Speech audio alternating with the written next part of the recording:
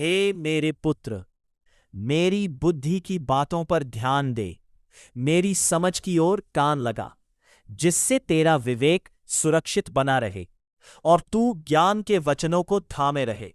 क्योंकि पराई स्त्री के ओठों से मधु टपकता है और उसकी बातें एल से भी अधिक चिकनी होती हैं, परंतु इसका परिणाम नागदौना सा कड़वा और दो-धारी तलवार सा पैना होता है। उसके पांव मृत्यु की ओर बढ़ते हैं और उसके पग अधोलोक तक पहुंचते हैं। इसलिए उसे जीवन का समथर पथ नहीं मिल पाता। उसके चाल चलन में चंचलता है, परंतु उसे वह आप नहीं जानती। इसलिए अब हे मेरे पुत्रों, मेरी सुनो और मेरी बातों से मुंह न मोड़ो। ऐसी स्त्री से दूर ही रहे और उसकी देवढ़ी के पास भी न जाना।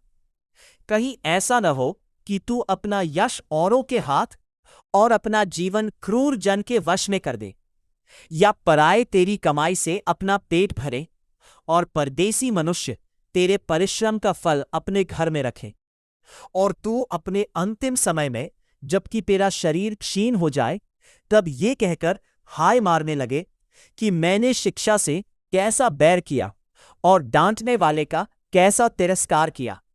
मैंने अपने गुरुओं की बातें ना मानी और अपने सिखाने वालों की ओर ध्यान ना लगाया।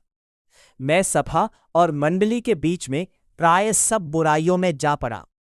तू अपने ही कुंड से पानी और अपने ही कुएं से सोते का जल पिया करना। क्या तेरे सोतों का पानी सड़क में और तेरे जल की धारा चौकों में बह जाने पाए? ये केवल तेरे ही लिए रहे और तेरे संग औरों के लिए ना हो। तेरा सोता धन्य रहे और अपनी जवानी की पत्नी के साथ आनंदित रहे, प्रिय हरिणी व सुंदर सांभरनी के समान।